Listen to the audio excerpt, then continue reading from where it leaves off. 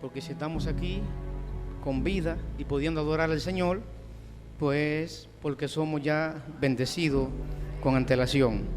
Y vamos a hablar algo de la poderosa palabra de Dios.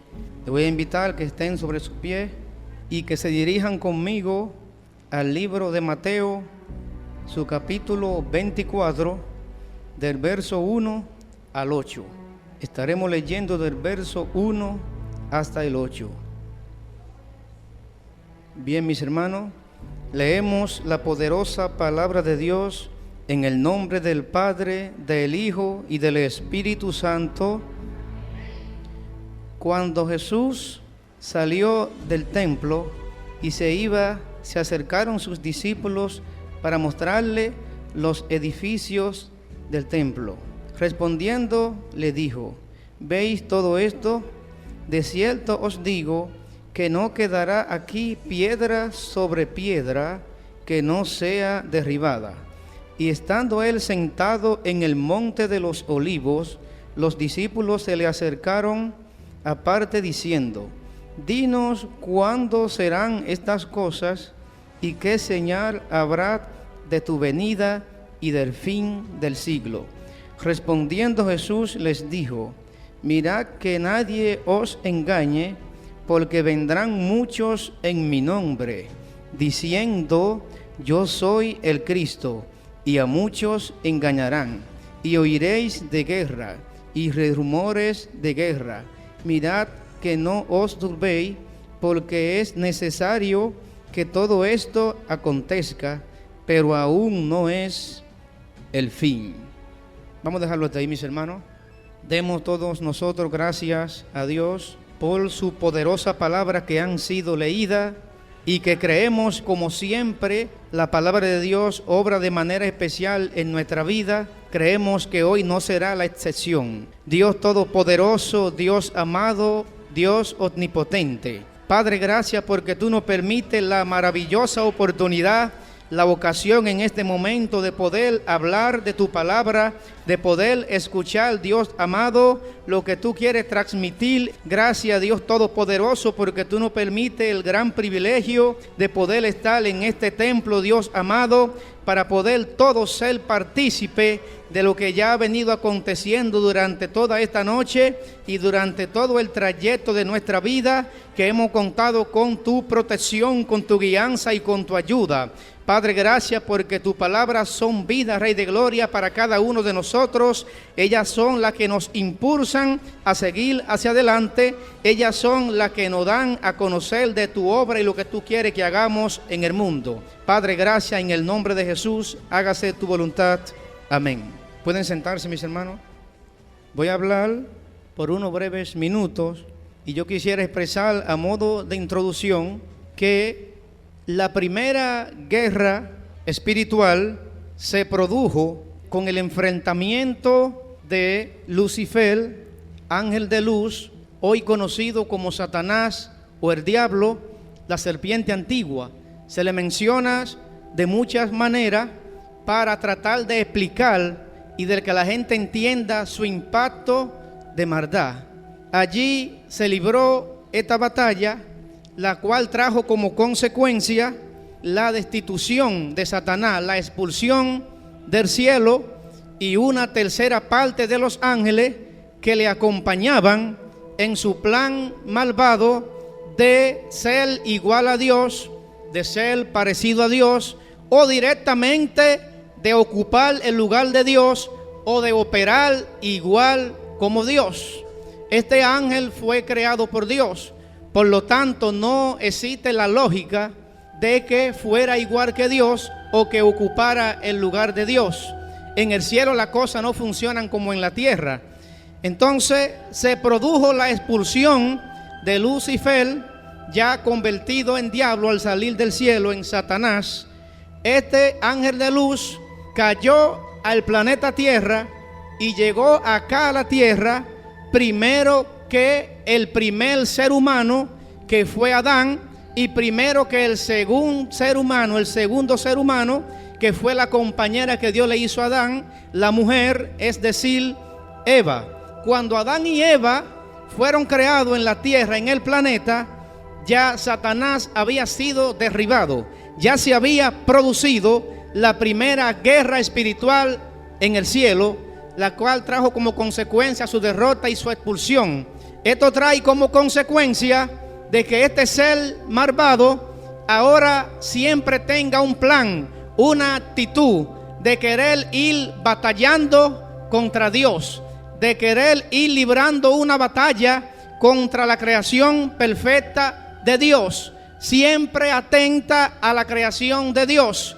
Como allí en el cielo le fue imposible su triunfo y trajo como consecuencia su derrota y su expulsión, luego que Dios pone a Adán y a Eva aquí en la tierra, en el huerto del Edén, un lugar protegido, santo y sagrado, allí había una ley, algo que Adán y Eva tenían que cumplir, tenían que regirse por unos mandamientos que ya el Dios Todopoderoso le había dicho: pueden comer, participar de todo, pero de esto que yo les estoy mostrando, no. Por lo tanto, como Satanás siempre atenta contra la creación de Dios, allí logró que Adán y Eva pecaran y que ese pacto entre Dios y el hombre se rompiese, lo que trajo como consecuencia el pecado.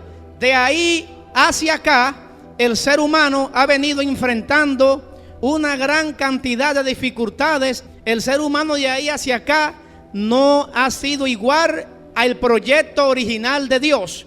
¿Por qué? Porque ese proyecto original de Dios, el hombre falló. El hombre le hizo caso a Satanás, automáticamente le desobedeció a Dios. Todo lo que es en contra de la voluntad de Dios, pues se interpreta y realmente es pecado. Y eso fue algo en contra de la voluntad de Dios. ¿Qué trae esto como consecuencia? Lo que estamos viviendo hoy en día. Todo lo que estamos viviendo de Adán hacia acá ha sido consecuencia del pecado. Porque ahí, a través del pecado, se crea y se inicia lo que no existía. Ahí se creó el odio, ahí se creó la envidia, el rencor, la maldad. Todas esas son cosas que son propiedades y frutos, obviamente, del pecado. Hoy en día estamos viviendo tiempos difíciles precisamente por el aumento del pecado. La gran capacidad del pecado en el ser humano, en la tierra, en los países, es tan grande que el propio ser humano no se explica cómo suceden alguna cosa. El propio ser humano no se explica cómo una persona que ha convivido con alguien que le llamaba a su esposa, a alguien que le confesó amor, a alguien que firmaron un contrato de vivir que solo la muerte lo iba a separar. Entonces el ser humano no entiende cómo una de las dos partes, mayormente en este caso el hombre, asesina a su mujer, asesina a sus hijos y luego se quita la vida a él.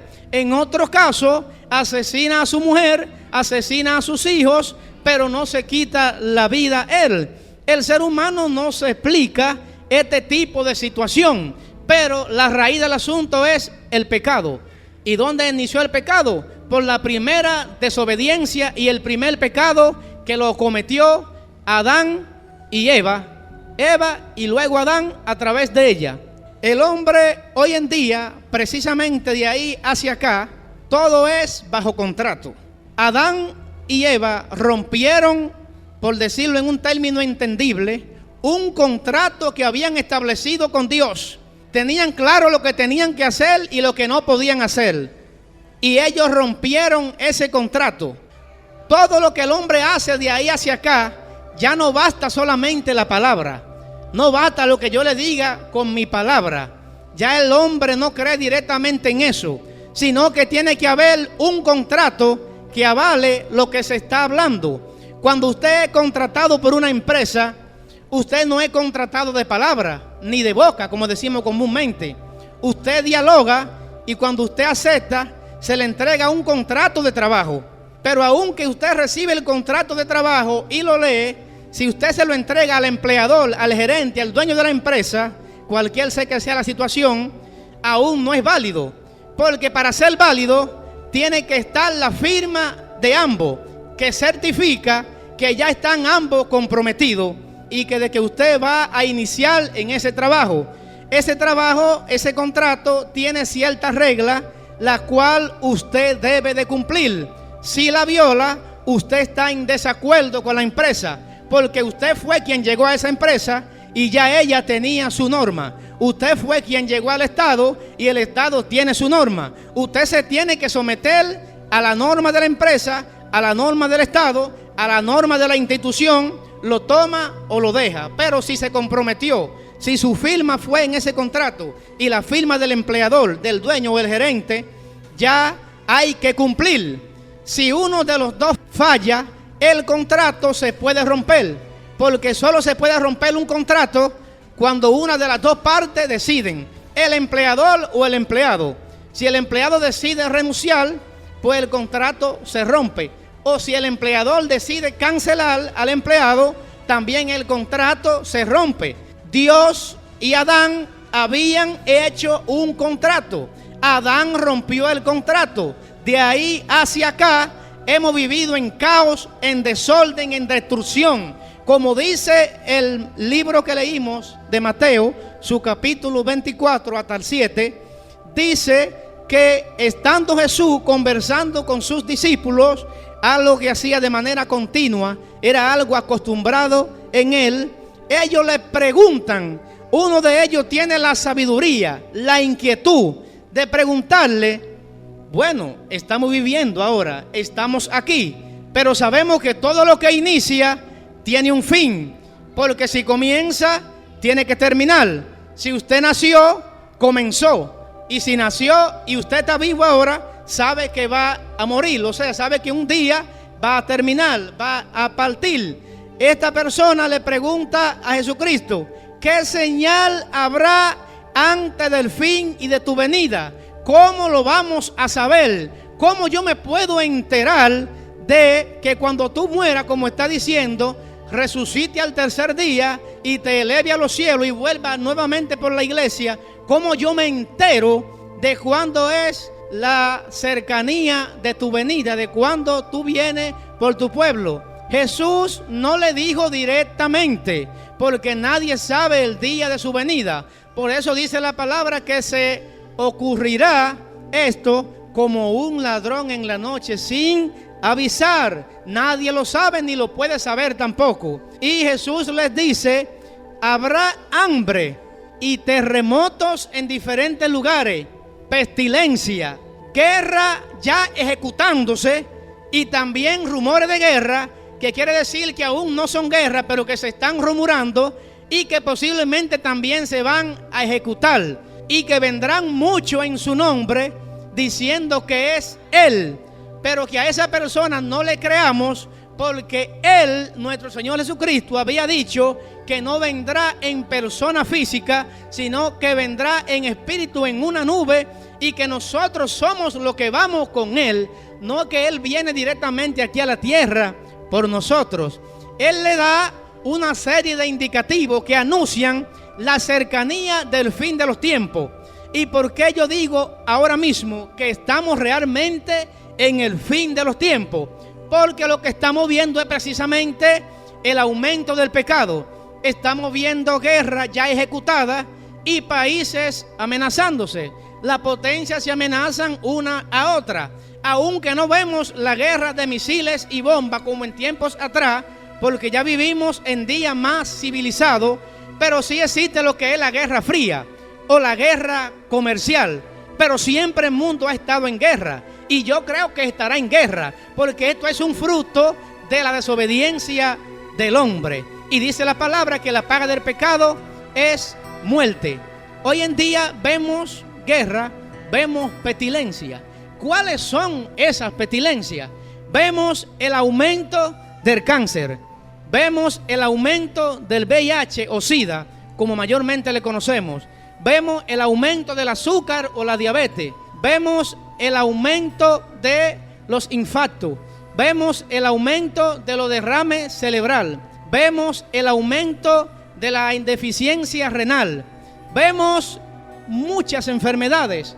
Esto es pestilencia, porque las enfermedades precisamente lo que traen es muerte. Una enfermedad catastrófica trae como consecuencia la muerte, o sea, que pase otro caso, que es el que todos queremos, la intervención directa del Dios Todopoderoso, que es lo que se le llama un milagro. Solo un milagro puede transformar y sanar una enfermedad catastrófica.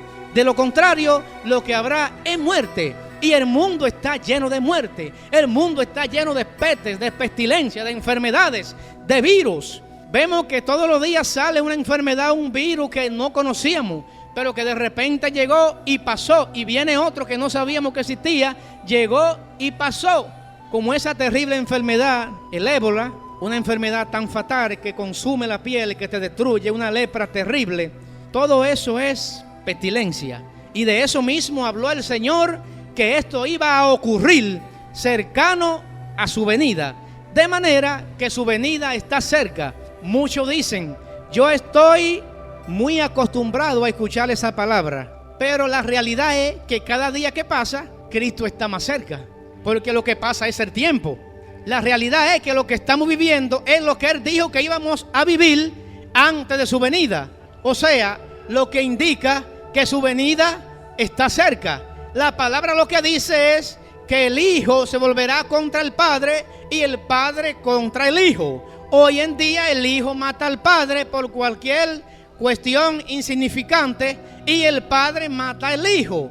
El Hijo mata a su madre, la madre mata a su hijo, la madre abandona a su hijo, lo tira al zafacón, también el padre o viceversa. O sea, es un aumento de la maldad, es algo que no es normal, es algo que nos indica que ciertamente el regreso en gloria y poder de nuestro Señor Jesucristo está más cerca que nunca. Está más cerca que nunca. Y el diablo, como su trabajo es tratar de impedir que el ser humano se salve, pues le venda los ojos para que el ser humano entienda que lo que está bastante cerca, él crea que está lejos, que él crea que la vida es vivir mientras está en la carne, en la materia, y que hay que gozarla ahora porque cuando muera todo terminó, no entendiendo que es imposible, es un error cuando el hombre compara 70, 50, 80 años que dura aquí en la tierra con toda una eternidad en el más allá. Y es un error cuando el hombre no trata de tomar su camino cuando puede, que es cuando está al vivo, de recibir a Cristo como único y suficiente Salvador de su vida, el camino que le garantiza la eternidad en un lugar de tranquilidad y de paz. Es un error cuando el hombre se le predica a Cristo, cuando se le dice quiere aceptar a Cristo y dice que no, porque es que él cree que como está joven va a durar mucho vivo, es que él cree que como no está enfermo sus días de vida son largos. Yo siempre repito y hago énfasis en esto: no hay que estar enfermo para fallecer. En cualquier momento su corazón se detiene, en cualquier momento se produce lo que es un infarto, en cualquier momento se produce un derrame cerebral, en cualquier momento se produce una de estas dos cosas que termina inmediatamente con la vida sin chance ni de ir al médico, porque es una muerte fulminante. Lo que a nosotros no conviene y al hombre es estar preparado, porque ni está marcado el día, ni se puede predecir la hora de nuestra muerte, ni se puede predecir tampoco la hora del regreso de Cristo. Son dos cosas impredecibles. Es similar como que usted puede predecir, puede anunciar, puede prepararse para un huracán, pero no se puede preparar ni se puede anunciar un terremoto. Llega de manera desapercibido, llega de sorpresa, llega cuando nadie lo espera y lo acaba todo, lo destruye todo. Cuando Cristo venga, el que no esté preparado se quedó, y esto no quiere decir que sea malo, sino que usted fue malo porque usted violó, desobedeció o no hizo la voluntad de Dios. Al no hacer la voluntad de Dios, esto se convirtió en pecado, y el pecado trae como consecuencia, su paga es la muerte. La palabra nos habla bastante claro de qué es lo que quiere hacer el enemigo, qué es lo que quiere hacer Satanás. En el libro de Juan, capítulo 10, verso 10, dice de la manera siguiente: el ladrón, cuando dice el ladrón, se está refiriendo directamente a Satanás. El ladrón no viene sino es para hurtar, para matar y para destruir.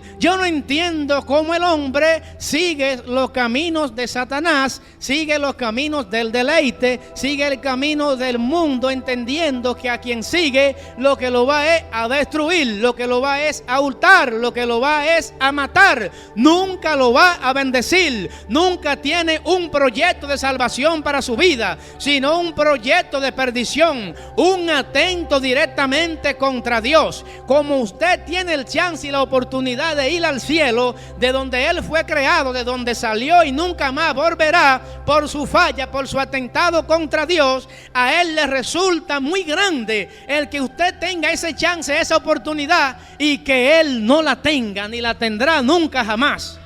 Bendito sea el nombre del Dios Todopoderoso. Estamos viviendo los últimos tiempos, los tiempos que Dios, que la Biblia nos anuncian que iban a venir, y que esto nos indicarían que estábamos en su venida. El hombre se ha descuidado, el amor en el ser humano se ha enfriado, pero eso no debe ser sorpresa para nosotros, porque la Biblia dice que el amor de muchos se enfriará. Cuando el amor se enfría, ¿qué es lo que pueden hacer?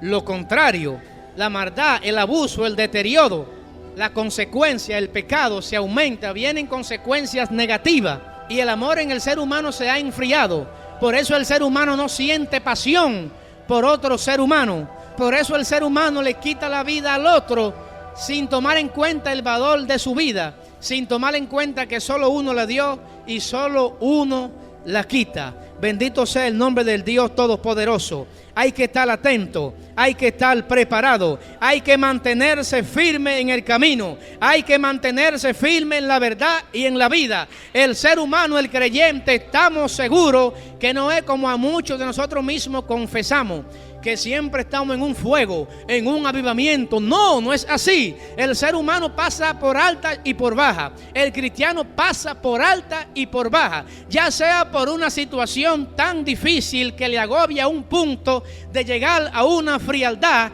al punto de que ahí mismo Satanás aprovecha ese punto débil para introducir un pensamiento en tu mente que va a pelear con otro pensamiento. ¿Qué hago? ¿Me descarreo o me quedo? Dios me ha dejado. ¿Qué hago? ¿Me descarreo o me quedo? Siento que estoy viviendo tiempo difícil que no esperaba vivir. ¿Qué hago? ¿Me descarreo o me quedo? Dios me ha abandonado. Dios me ha dejado. Cuando llegan los momentos difíciles, Satanás pone sus pensamientos en la mente del ser humano.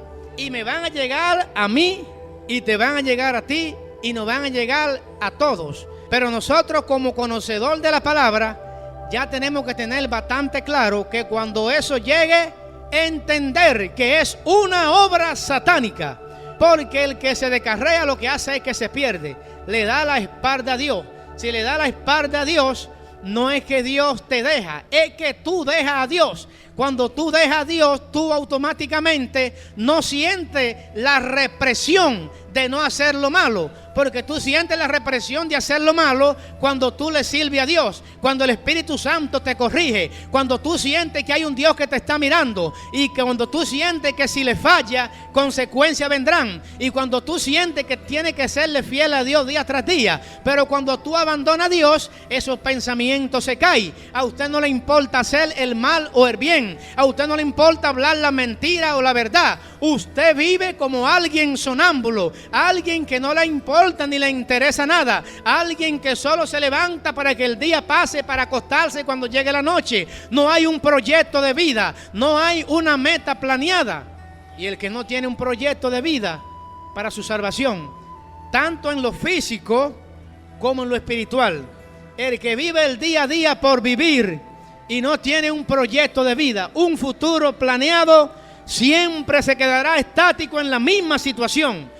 Nunca saldrá adelante. Si te quedas estático en el evangelio, si no da un paso hacia adelante, te quedará donde está. si no te motiva en seguir en el camino, la verdad y la vida, nunca vas a prosperar espiritualmente, nunca verás las bendiciones de Dios, porque es que tú no estás anhelando las bendiciones de Dios.